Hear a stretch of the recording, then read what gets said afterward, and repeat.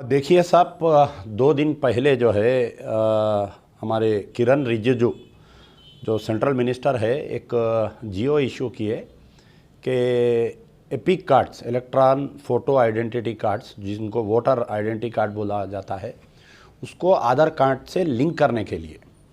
तो सबसे पहले तो मैं गवर्नमेंट के ये डिसीजन को वेलकम करता हूँ और देर आए दुरुस्त आए। तकरीबन 25 साल से मजलिस बचाओ तहरीक की लड़ाई यही थी कि हम जो बोगस वोटर्स है, ख़ास तौर पर हैदराबाद पार्लियामेंट में बोगस वोटर्स के बारे में हर चीज़ का एविडेंस देने के बावजूद, यानी हम बूथ लेवल ऑफिसर से लेके returning officer, district election authority, chief electoral officer, election Commission of India, state election commission, her election में आप चाहे वो 96 का पार्लियामेंट इलेक्शन बोलिए, 99 का पार्लियामेंट इलेक्शन बोलिए, 2002 का म्यूनसिपल इलेक्शन बोलिए, 2004 का पार्लियामेंट असेंबली इलेक्शन बोलिए, फिर 2006 में पार्लियामेंट इलेक्शन बोलिए, 2009 का इलेक्शन, 2014, 2018, 2019।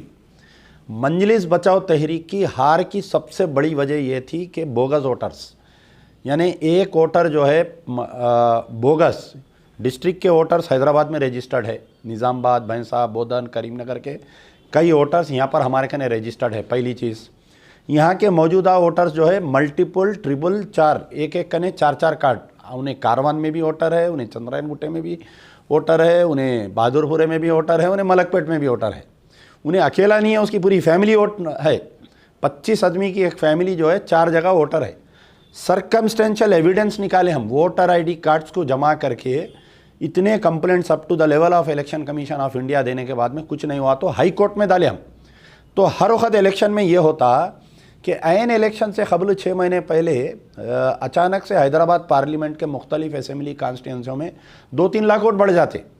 अब ये बढ़ा रहे हैं कौन? ये जो बल्दिया का करप्ट अमला है, ये बल्दिया में जो काम कर रहे हैं as a BLO, as a returning officers, as a district election authority जो बल्दिया कमिश्नर है, ये करप्ट माफिया जो है AIMIM को मदद करने के लिए, इनको जिताने के लिए ये मुसलसल 30 साल से हमारे साथ नाइंसाफ़ी की जा रही है। खैर, अल्लाह ताला हमारी ज़बान 30 साल के बाद में हमारी दुआ को कबूल किया और ये आज आर्डर आ गया है। मैं दिल की गहराइयों से इस आर्डर को वेलकम करता हूँ। अब रही बात कि आज के सियासत अखबार में और मुसलसल कई दिन से, जब से ये बिल पास हुई है पार्लियामेंट में, ये काम चल रहा था, ये लिंकेज का काम चल रहा था। तो मैं मुसलसल विज़िट कर रहा था हमारा जो बल्दिया में इलेक्शन का जो काम देखते, ग्रेटर हैदराबाद म्यूनसिपल कॉरपोरेशन में।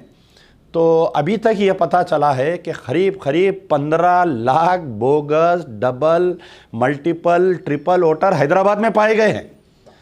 यानी 20 लाख या 22 लाख की पार्लियामेंट्री कॉन्स्टिट्यूंसी में हैदराबाद की 15 लाख वोटर बोगस रख के, अब आप मोदी को चैलेंज करो आके तू हैदराबाद लड़ बोल के, आप अमित शाह को चैलेंज करो, आप MBT को हराओ, फिर बोलो कि नहीं अल्लाह हमको जीता रहा, रसूल हमको जीता रहा, बुजुर्गान दीन हमको जीता रही। बच्चा चीटिंग मार के इंजीनियर बन जा रहा, डॉक्टर बन जा रहा, मगर काबिलियत नहीं है उसमें। तो ये बड़ा काम है। और जितने लोग ये मेरा वीडियो देख रहे हैं उन तमाम जेन्युइन वोटर से मेरी गुजारिश है, कई जेन्युइन वोटर्स का उसमें वोटर लिस्ट में नाम नहीं है, पोलिंग के दिन वो वोट डालना चाहते गए तो वहाँ पर उनका नाम नहीं रहता, उनका आधार कार्ड नहीं उनका एपिक कार्ड नहीं रहता, या उनका पहले से वोट डाल देते। कई ऐसे मरहुमीन हैं जो 5 साल में एक बार आते हमारे कने पोलिंग स्टेशन में आके जो है वोट डाल के जाते। कई मरहुमीन हैं, अल्लाह ताला जो है वो कैसा मरहुमीन को छोड़ा नहीं मालूम, मरहुमीन आ रही वोट डाल के जा रही। तो लास्ट जो इलेक्शन हुआ था 2018 में, कई डेड लोग जो जिनका वोट हुआ, हम उसका भी रिकॉर्ड निकाले, हम RTI में डाल के उनके फैमिली को कांटेक्ट करके हम जाके मालूम करें। मालूम करने के बाद में ये मालूम हुआ कि ये इन्हों मर गए फलाने दिन बोल के उनका डेथ सर्टिफिकेट लगा के, बल्दिया का डेथ सर्टिफिकेट, फिर ये इनका वोट कास्ट हुआ नहीं हुआ, RTI में पूछ के हम वो तक लगा के दिए तो उसके ऊपर कोई एक्शन नहीं हुआ। मेरे जब बल्दिया इलेक्शन हुआ, आजमपुरे से मेरी अहलिया इलेक्शन लड़े, मेरे घर के सामने एक पोलिंग बूथ में MIM को कुछ ज़्यादा वोट मिले, तो मैं तहकीक़ात करा कि आखिर ये है क्या किस्सा। मेरे घर से थोड़ी दूर पे आगे जो है एक आइसोलेटेड घर है, बंद पड़ा हुआ है, सामान रखा हुआ है, कोई बेगम बाज़ार के व्यापारी है, उनके घर में जो है उनको खुद नहीं मालूम 250 वोट है उनके घर में। 250 वोट कहाँ से आके डाले होंगे बताइए आप। अब ये चीटिंग मार के ऐसे हरकतें करके हमारे असदुद्दीन ओवैसी MP बन जा रही, साथ साथ MLA बन जा रही।